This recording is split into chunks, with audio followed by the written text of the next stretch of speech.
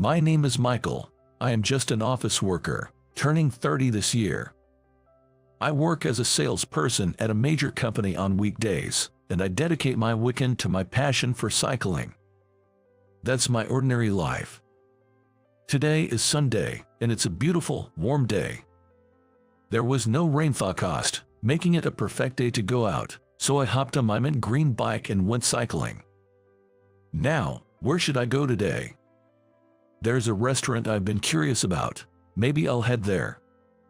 After exercising by cycling, I love eating a refreshing meal. The meal seems to taste several times better as it soothes my heated body.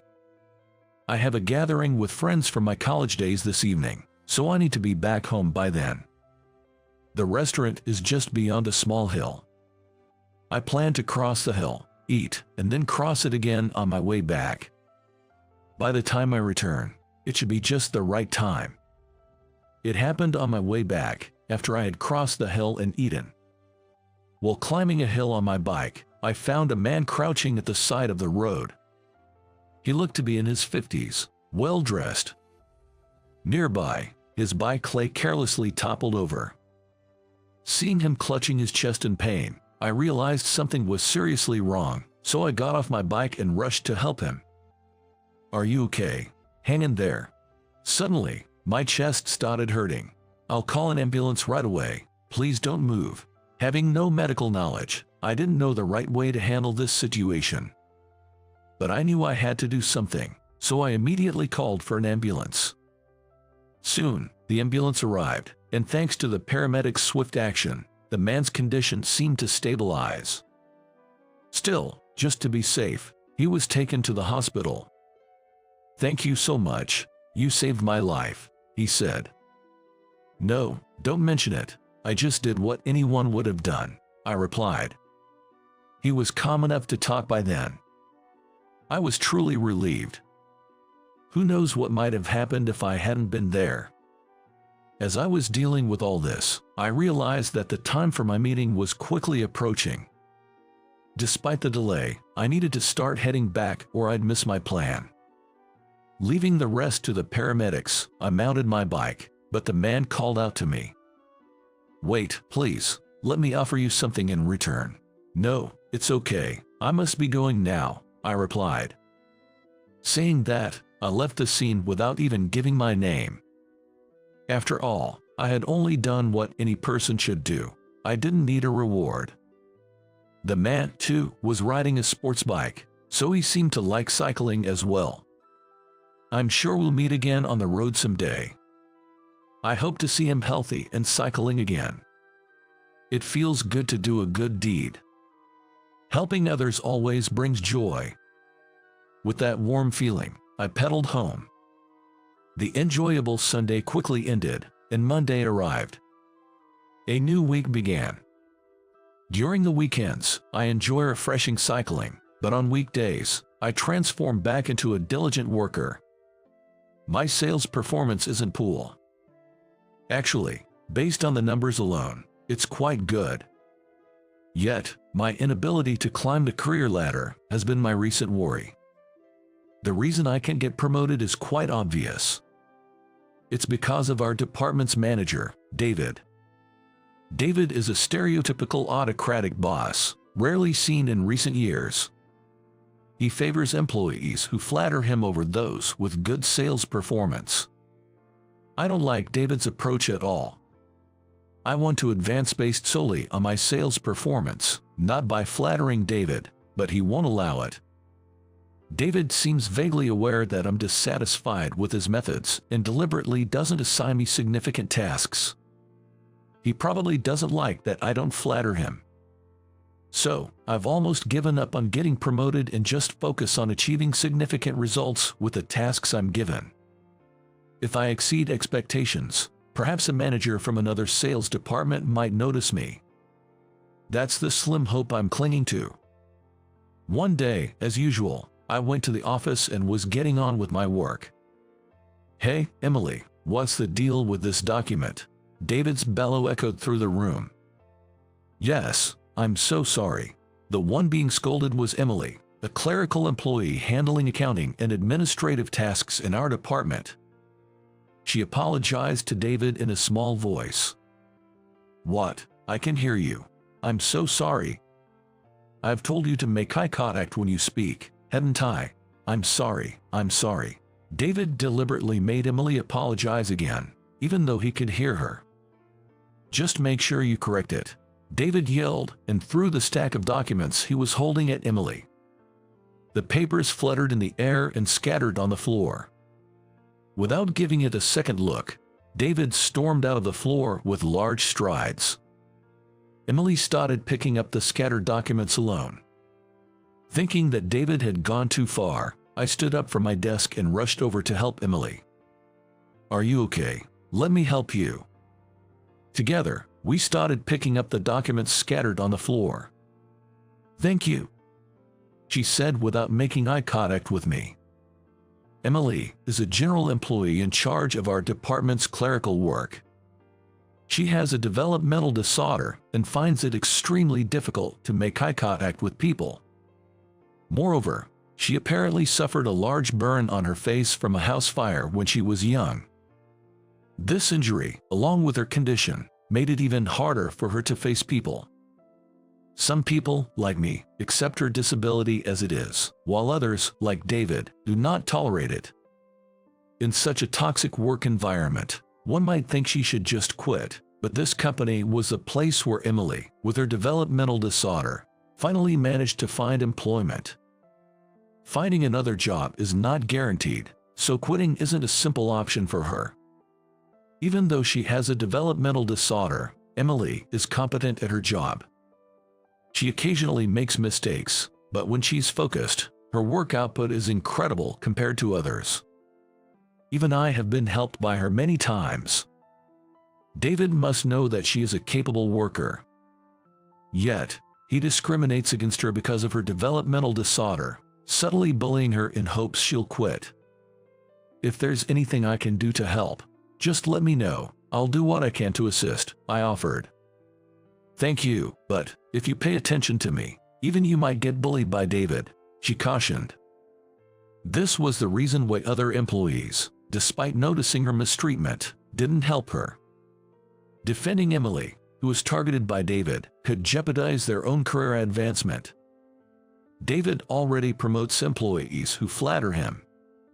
If I were seen defending Emily, it could completely ruin my chances for promotion by upsetting David. "It's okay. I have no interest in sucking up to David for a promotion," I assured her. "Is that so?" Emily seemed relieved by my response. She still didn't meet my eyes, but her voice softened a bit, conveying her emotions. I was content just being able to communicate with her in this way. A few days later, another incident occurred. "Emily, what's this? The numbers are wrong." David's angry voice echoed from the early morning. Again, I sighed in frustration. "These numbers here. This is an important document. How are you going to fix this?" "I'm sorry, but these numbers were based on the instructions you sent via email. Are you defying me?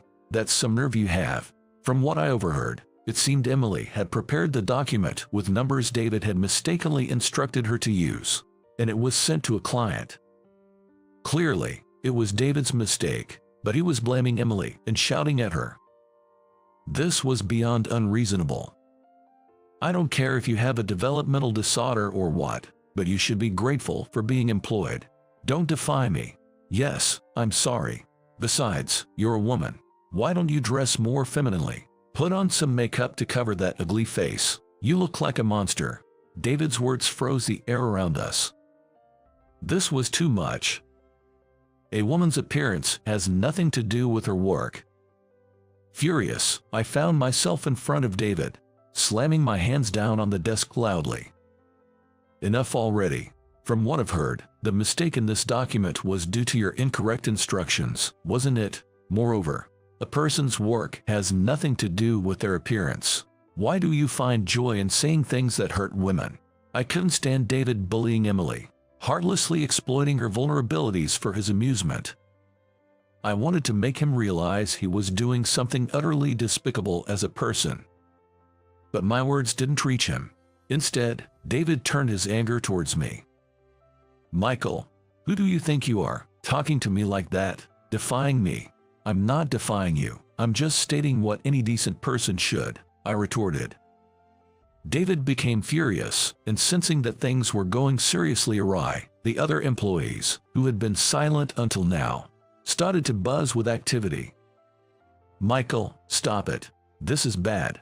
Don't push it too far. It's dangerous. Apologize already." Whispers of caution reached me, but I didn't back down. Once my anger boiled over, it wasn't easy to calm down. "Apologize to Emily," I demanded. David glared at me, clearly displeased with my attitude. "You've got some nerve. If you dislike working under me so much, go work under someone else. I don't need someone who defies me in this department. I never wanted to work under you in the first place. Go ahead, transfer me if you can." Our exchange had turned into a heated argument. In my anger, I had spoken to my superior in a way I shouldn't have, but I had no regrets. The argument ended when David banged the desk and stormed off. Emily looked at me worriedly, so I reassured her with a smile and went back to work. The next day, the official notice came. True to David's words, I was transferred out of the sales department to another division. I ended up in a subsidiary's document sorting department. It was a small department with just a few part-time older ladies. Of course, there was no other young employee like me. The transfer clearly steered me away from any path to promotion, an evident show of David's malice. It seemed they had no intention of letting me work in sales anymore. I decided to be thankful that at least I wasn't fired. While working modestly here, I thought maybe I should start looking for another job. Now that I've been removed from my sales position, there's no meaning for me to stay at this company. I felt defeated by that power-harassing manager, but there was nothing I could do.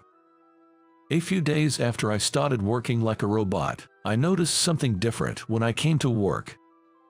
The part-time ladies seemed unusually restless. "What's going on?" I asked. "Today, the new president is coming to visit our department as part of his greeting rounds." "That's right. No one of his stature has ever come to visit us before, so everyone's quite excited." I remembered an email about an internal appointment of the new president. Indeed, I had only been vaguely aware of it. It was rare for someone important from the company to visit this often neglected department, and the ladies were eager to show off their diligent work. The atmosphere was different today. A president visiting us personally seemed like a very conscientious person. But for me, no matter how hard I worked, I knew I wouldn't return to sales. I couldn't bring myself to be as enthusiastic as the ladies, so I continued my work as usual. Then, the time came, and the new president arrived for his visit. "Excuse me, I'm the new president, Alexander." Everyone stopped their work and stood up, applauding to welcome President Alexander. The new President Alexander was a well-dressed man in his 50s. Despite his age, he had a fit physique and a graceful posture. He might be involved in some kind of sport. "If you have any trouble, please don't hesitate to contact me. I aim to create a workplace where everyone can work happily," he said. There was something familiar about President Alexander's face. Have I met him before? I couldn't immediately recall, but as I looked at him, trying to remember, our eyes suddenly met. "Ah, you're the guy from that time." President Alexander, recognizing me, approached with a sparkle in his eyes. "I've been wanting to thank you. I've been looking for you since you helped me on that hill. I never imagined we worked at the same company. It all came back to me then." He was the man I had helped while cycling. "No, I just did what anyone would do. I'm glad to see her well," I responded. "I really owe you one. If it weren't for you, I don't know what would have happened. I'm truly grateful," he expressed. President Alexander extended his hand for a handshake, and I reciprocated naturally. He was a person of good manners, treating even a subordinate like me with respect. So different from a certain power-harassing manager. I wish I could work under someone like him, I thought. By the way, Michael, I have a question for you. Yes, what is it? This department is generally not meant for young employees. It's supposed to be for part-time and short-time staff. So, why are you here? In this department full of part-time ladies, my presence as a young employee was clearly out of place. President Alexander seemed to have noticed it right away. I felt a bit reluctant, as if I were betraying David, but there was no use hiding it. I honestly explained to President Alexander the circumstances leading up to my transfer here. About the female employee, Emily. How David was bullying her, trying to make her quit. And how defending Emily led to my transfer to this department. I told him everything, sparing no details. President Alexander listened to my entire story without interrupting. I see, so that's what happened. I'm sorry, can I borrow your phone for a moment? After listening to my story, President Alexander picked up the receiver from the internal phone on my desk and made a call. It's me. Bring David here. Soon after, David appeared. David, I heard you decided on Michael's transfer. This department isn't supposed to have full-time employees. Can I hear the reason for the transfer? Confronted by President Alexander, David was sweating profusely. Well, that is. I want to hear the reason for the transfer. Please explain. Unable to justify his self-centered reasoning to President Alexander, David just opened and closed his mouth like a fish, unable to say a word. His pathetic sight made the part-time ladies giggle. Impatient with David's silence, President Alexander let out a heavy sigh. I've heard enough to guess the reasons. If what you're implying is true, it's a serious issue. I'll have an investigation conducted in your department. I'll also speak to your subordinates for fact verification. Understood? Yes. Following this, all of David's misdeeds came to light, and he received a demotion. Naturally, he couldn't stay in the same department. He was apparently transferred to a regional department. Of course, my unjust transfer was revoked. I was able to return to my original sales department. The sales department without David seemed livelier somehow. Michael, the first to approach me upon my return was Emily. I'm sorry my situation caused your transfer. No, it's not your fault, Emily. I chose to stand up to David, so don't worry about it. Emily thanked a lot to me. I never thought it was her fault. And I heard about you from President Alexander. From President Alexander. Yes. Thank you very much for everything. As she raised her head, our eyes met for the first time. Emily, who had difficulty making eye contact, was looking directly at me. President Alexander spoke very highly of you. He said you're a sincere and righteous person. I also heard about your help during the cycling incident. That's just. I did what anyone would do. I felt a bit embarrassed being praised face to face, but I was happy she was looking me in the eye. Actually, I also like cycling. Is that so? Turns out she enjoyed cycling too. Cycling, as it turns out, is appealing because the faster you pedal, the faster you go, allowing you to immerse yourself in the simple act of pedaling. It's a form of enjoyment that suits Emily's incredible concentration. When I mentioned this to President Alexander, he invited us to go cycling together. Michael, would you like to join us for a ride on our next day off? The idea of cycling together with President Alexander and Emily sounded enjoyable. There was no reason to decline. At work, with the dictatorial manager gone, I started receiving fair evaluations. As a result, my salary increased, and I even got a promotion. In my personal life, I made new cycling friends, making my weekend delightful. My ordinary life suddenly became vibrant and colorful. I was sometimes ridiculed for being too serious, but I'm glad I stayed true to what I believed was right. Thanks to that, I'm now enjoying both my work and personal life immensely, living a fulfilling life every day. My name is David. I divorced at the age of 25 and took it as an opportunity to enroll in medical school, fulfilling my long-held dream of becoming a doctor. After completing my residency and working at a university hospital for about 2 years, I started my own practice last year, marking a new beginning in my life. I used to lack confidence. Despite growing up in a warm family, I became accustomed to suppressing my own desires to avoid causing any trouble for my parents, often yielding to others' wishes. My ex-wife, Jessica, was one of those people. David, let's go to Hawaii on our next day off. But we just went to Mexico. I don't have enough money. What? Not able to take your girlfriend to where she wants to go? What a loser. Well, if you could chip in a little. Why should I pay for anything? You're a man, aren't you? Having worked straight after high school, I had a longer work history than Jessica, who was a college student at the time. Still, jobs available to high school graduates didn't pay much back then.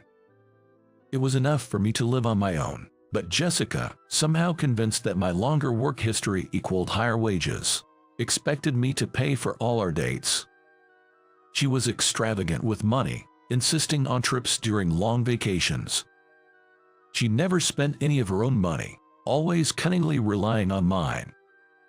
Yet, lacking confidence and feeling it was a miracle to have a girlfriend despite my low salary and high school education, I couldn't bring myself to leave Jessica. Jessica, on her part, had no intention of working after graduating from college, often saying, "You'll make me a stay-at-home wife, right?" So, I was pressured into registering our marriage. The wedding ended up being a grand affair. I had suggested a ceremony that suited our means, but she wouldn't listen, and we ended up having a lavish wedding funded by both her parents and mine. I would never allow such a thing now, but back then, I convinced myself that if Jessica was happy, that was all that mattered. The real nightmare began once we were married and living together. Jessica had insisted on handling our household finances and was adamant about holding onto my paycheck. However, she was shocked when she first saw my pay stub. Ever since then, I've been constantly berated for having a low salary. In addition to that, she drank alcohol and smoked cigarettes. Furthermore, she claimed it was my fault she needed these stress relievers and began serving me only bread and pickles. She wouldn't cook and would eat delicious store-bought side dishes in front of me. I was constantly called a low earner and worthless man. During this time, I experienced a turning point. One morning, I found myself unable to get out of bed. Despite this, Jessica demanded I go to work, saying it was my responsibility as a low earner, and left for her day. I managed to get up and went to the hospital, not work. Ashamedly, I had to borrow money from my parents as I had none. The diagnosis was mild malnutrition and depression. I was advised to take a leave from work. I returned home, dreading Jessica's reaction. When I explained the situation and mentioned taking a leave of absence from work, Jessica became more hysterical than usual and hit me. "You're such a useless man. How can you be so worthless? Not earning enough money and now getting sick. I want a divorce." All right. Honestly, I was relieved at the prospect of divorce and watched Jessica leave.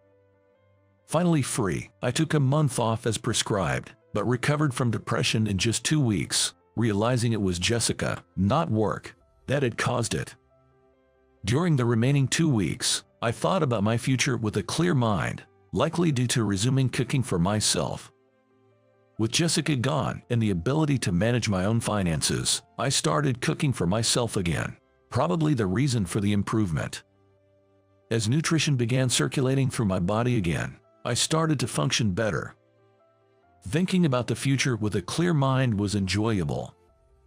That's when I made a decision. The decision was to pursue my childhood dream of attending medical school. Back then, I lacked the courage to chase that dream.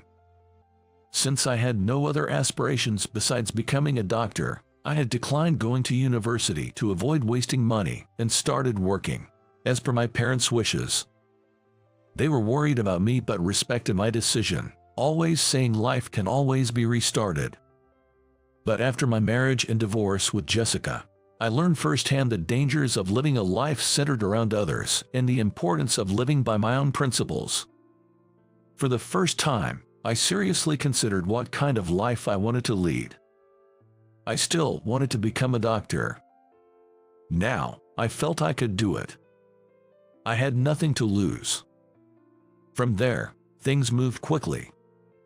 I humbly asked my parents if I could move back home until I graduated from medical school. Thankfully, they also agreed to help with tuition, and combining this with the savings I had hidden from Jessica, I managed to make it work. The next step was to pass the medical school entrance exam, so I spent a year holed up in my room at home, studying intensely. Having not studied seriously since high school, I initially struggled with finding the right study methods. Upon discussing this with my family, they suggested enrolling in a cram school, so I started with a summer intensive course. The plan was to continue for a year if it proved effective. It turned out to be a great decision. I clicked with the teacher, making studying more efficient, and I was able to grasp the key points I needed. My mock exam scores improved dramatically over the summer, and I decided to continue with this teacher for the year. I paid for the cram school fees myself. As autumn came and the February entrance exams approached, I intensified my study efforts. I studied intensively at the cram school 3 times a week. For the remaining 4 days, I dedicated myself to self-study at home. I did nothing else but study. Aside from meals, bathroom breaks, and baths, I was always at my desk. Then, on the day of the entrance exam, I was so nervous I must have gone to the bathroom at least 5 times that morning. Seeing me like this, my parents looked worried, but I headed to the exam venue with anti-diarrhea medicine as my talisman. At the venue, I saw younger students nervously reading their textbooks. Seeing them, I felt a bit more relaxed. They knew only this world. I had already experienced working, marriage, and divorce. Why should I, with all my experience, be nervous? I reminded myself of this. I reviewed until the last minute using the final review list I got from the cram school. And then, the exam ended. Not to boast, but I felt I did better than expected. With 3 weeks until the results, I enjoyed a brief break. On the day of the results, it was finally the announcement day. Though I told myself it was okay if I didn't pass this first attempt, I still wanted to succeed. Perhaps I felt rushed because I was a bit older. I was too scared to look at the notice board with the numbers. Clutching the paper with my exam number, I stood frozen on the spot. I talked to myself desperately. Even if I failed here, I could study for another year. It wouldn't be my first time studying, so I should be able to level up from last year. It's not like it's decided I can become a doctor. It's just delayed. My life is mine to decide, right? Even if I fail here, I'll keep moving on, right? As I had this internal conversation, the moment came. I lifted my face towards the notice board. There it was. I had passed. Incredibly, I passed the medical school entrance exam on my first try. I couldn't believe it. Tears overflowed right there and then. After enduring a hellish marriage, I had worked tirelessly to change myself. I had firsthand experienced that effort pays off. But this was no time to cry. The real challenge in medical school was just beginning. I had only reached the starting point of my future as a doctor. Yet, I was overjoyed. By centering my life around my own decisions, I learned to take responsibility for my actions. Everything I decided was my own responsibility, which was nerve-wracking, but the joy was doubled when things turned out well. I hurried home to share the news with my parents. Upon hearing of my success, they too were moved to tears. My parents never once doubted me throughout my life. They must have been very worried. What were they thinking, watching their son give up on his dream just because he lacked confidence? Though late, I felt like I had finally done something to make them proud. Seeing their relieved faces, I resolved to work even harder and be a better son. There was about a month before school started. I was busy with enrollment paperwork and other tasks. Yet, I wasn't bothered at all. I was too excited. I continued living with my parents during my studies, so I didn't have to worry about rent. I'm truly grateful for this environment that allows me to focus solely on my studies. Originally, I planned to use my savings for part of the tuition, but my parents insisted that I keep it for living expenses. As I would be too busy to work, they decided to cover all my tuition fees. Medical school is expensive. When I asked if they were sure, they revealed they had been saving for my education since the day I muttered about wanting to become a doctor. Parents are incredible. Before classes started in earnest, there was an orientation at the university, which I attended. There, I met Emily, who is now my fiancée. By chance, Emily and I were the same age. She had graduated from a different university and worked for a while but couldn't give up her dream of becoming a doctor, so she quit her job to start medical school. Our circumstances were almost identical, except for the marriage and divorce. Emily and I, sharing similar circumstances, quickly hit it off. We exchanged contact information and kept in touch constantly until university started. My life felt completely different once I shifted to living by my own values. Those difficult years seemed meaningful now, as they led me to my current life.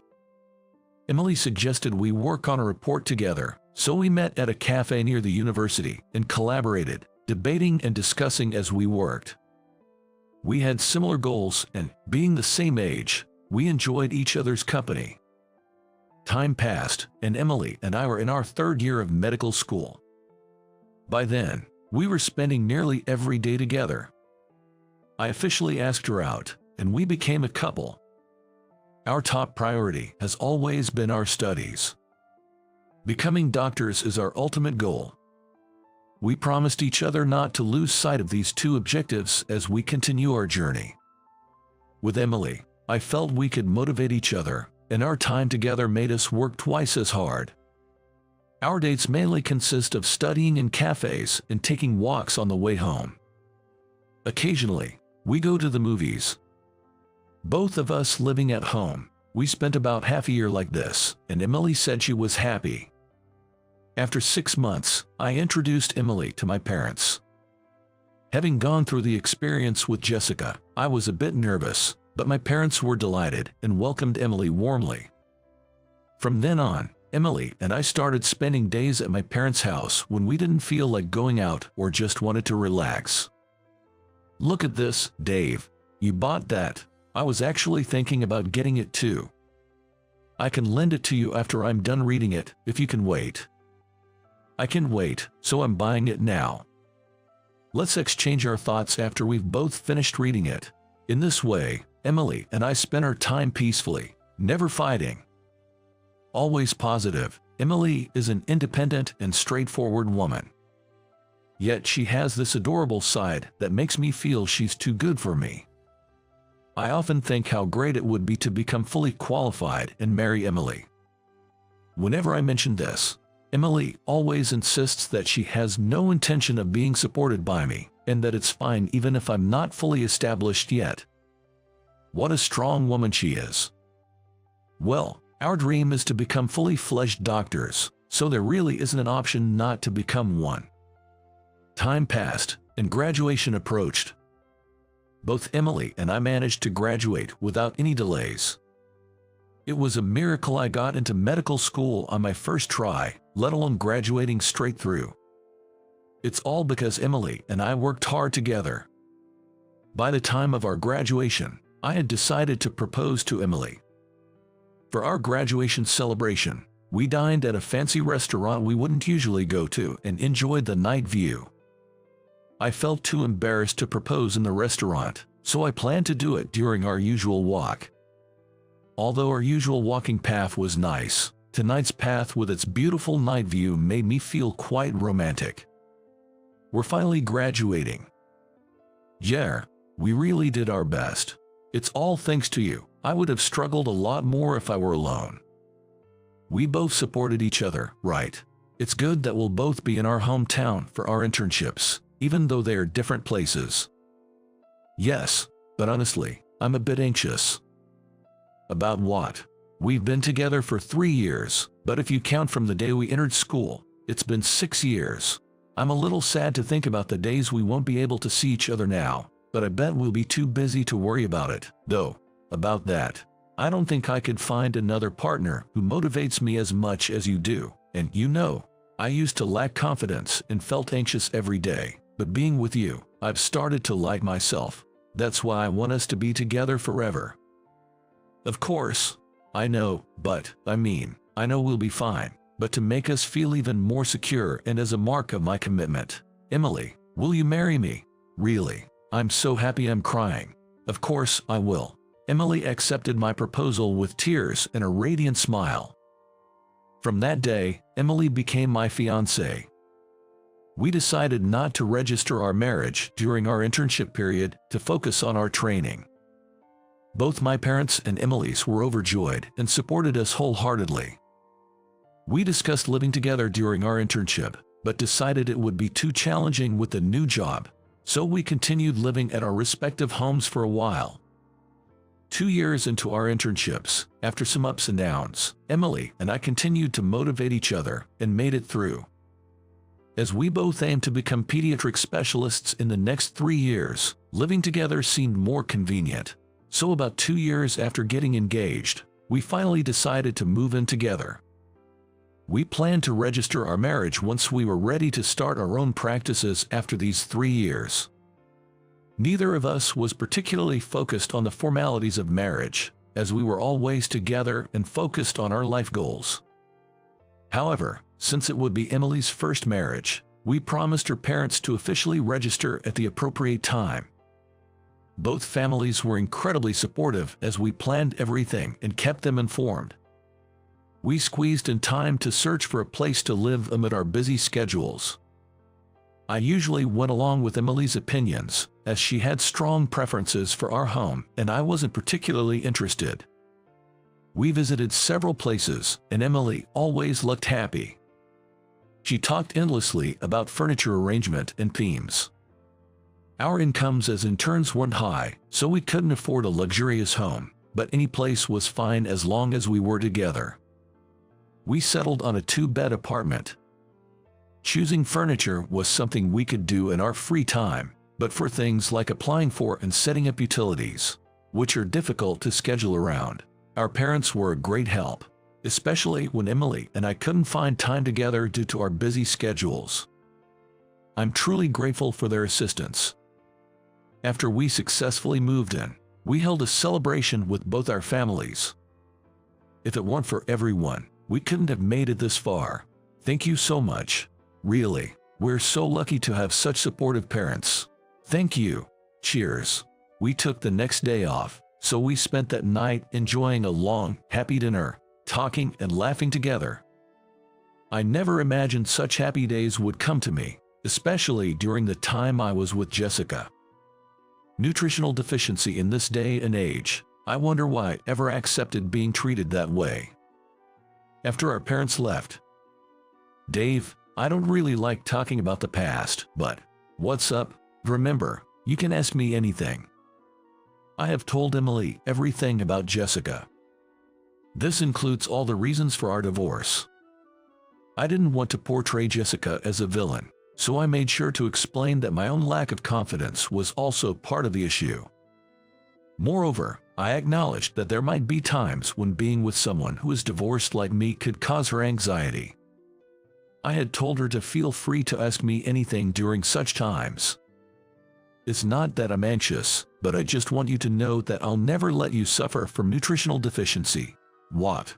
It's just, thinking of how wonderful you are makes me sad that you were treated that way. Emily, you're really funny and kind. With you, I'll never go back to being who I was before. Besides, now I'm confident enough to at least feed myself properly. I know, but I might not be able to express it well, but I want to take good care of you, Dave. Thank you. I'm definitely going to make you happy. And so, our first night living together was sweet and affirming, cementing my belief that Emily is indeed my lifelong partner. It was the first time a woman had ever said she would take care of me. Emily constantly surprises me in the best ways. Emily taught me that it's okay for a man to rely on someone else. She also showed me that it's okay for a man to cry. Furthermore, Emily taught me the importance of valuing each other equally. Years later, Emily and I successfully obtained our pediatric specialist licenses. We were working at a university hospital while planning to start our own practice. Around that time, I heard from a local friend that Jessica had remarried.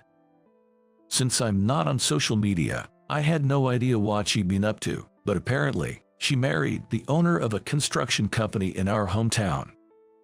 My friends, who had always sided with me, never shared any information about me with Jessica. However, since Jessica actively posted her life updates on social media, everyone knew what she was doing. It seemed she had been dating men who could financially support her since our divorce, but she seemed dedicated to her new husband. Well, for Jessica, it's probably dedication to his money. I glanced through her social media history, which my friend showed me. Jessica had transformed into a flashy woman with blonde hair and leopard print attire. The photos posted were all of meals at high-end restaurants. There were also pictures of brand-name clothes and bags she had purchased, as well as luxury accessories that she apparently received as gifts. The content was so excessive that just looking at it made me feel almost queasy, so I closed the phone halfway through and handed it back to my friend. Even when she was married to me, she used to post photos from trips we couldn't afford, just for show. I wonder how much of her current life is real. Honestly, I'm more worried about her new husband. I wonder if he's not being pushed too hard. If she married him just for his title of being a president, the treatment at home might be quite harsh. If he is indeed a company president, there might not be a financial hit, but I worry about the company's stability dealing with someone like Jessica, who doesn't understand limits. As I was thinking about this on my way home, I was greeted by the delicious smell of curry. "You're back. I've made curry. Such a nice smell. I'm so happy." What's with the sudden sentiment, Dave? Finding happiness in curry. You're such a wonderful person. I shared with Emily the encounter I had earlier, about how I'm grateful for finding happiness in everyday things, not in money, and how it's all thanks to her. I ended up sharing everything with her.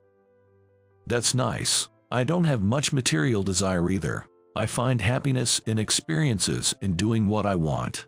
I can't really relate to your ex-wife, but I hope she's happy in her own way. What?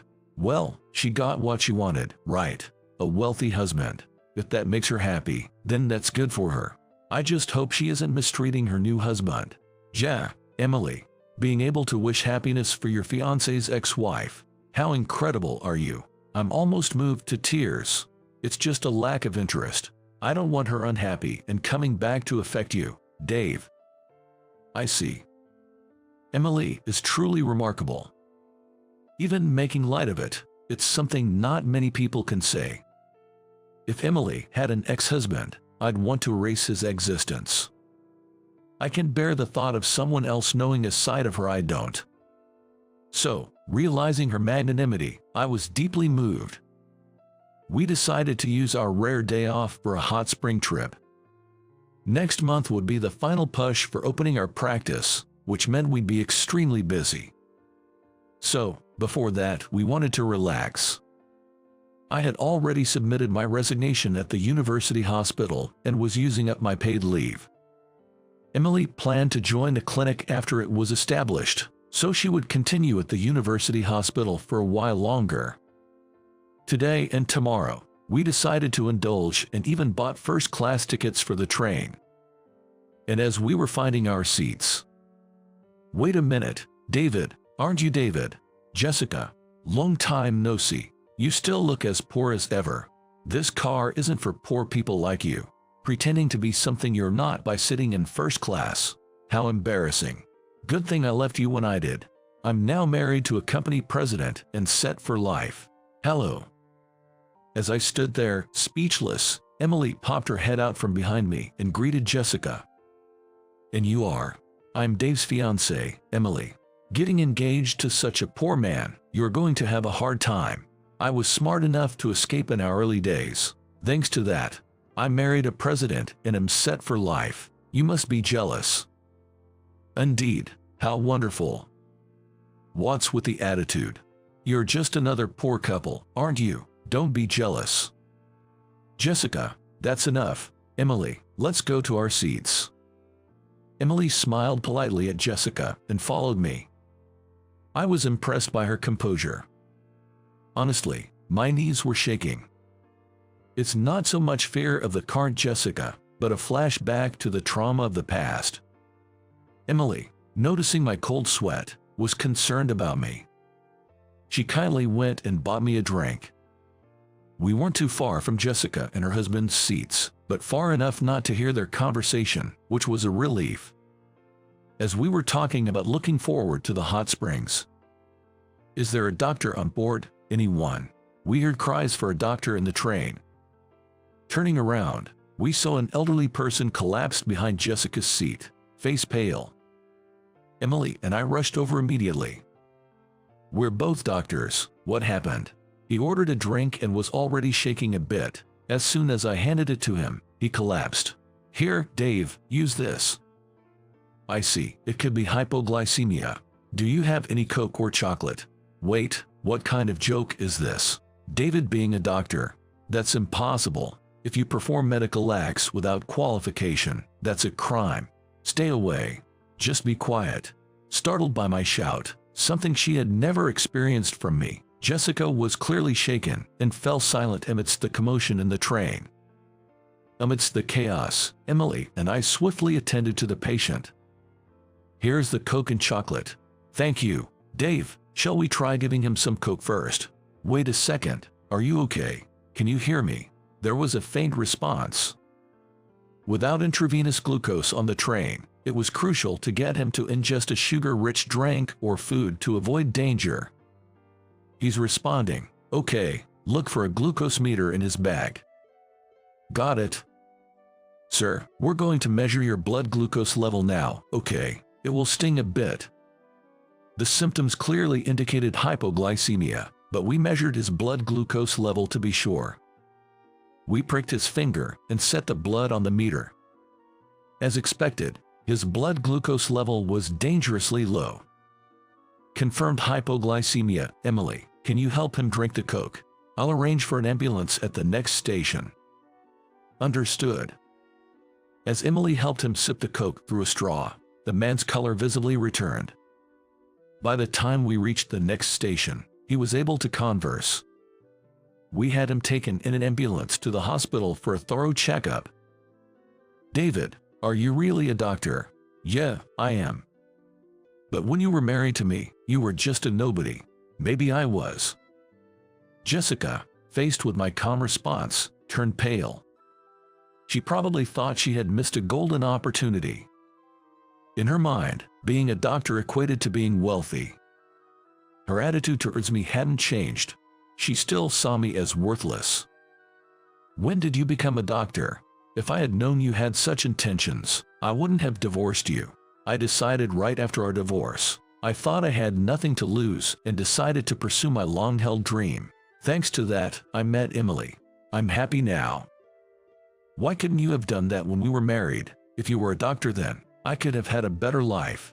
I don't live to make you comfortable." "What? Isn't it obvious for a man to support a woman? What kind of adolescent fantasy are you spouting? And your fiancée? She must be after your money too. Actually, I'm a doctor too, so there's no need for me to rely on him financially." "What? Then you don't need David. Break up with him. Why should we? I'm happy with her." "Come back to me, David. You'll have someone to provide for. That's more motivating, right? Do you even know what you're saying? Hello, you realize that I'm here too."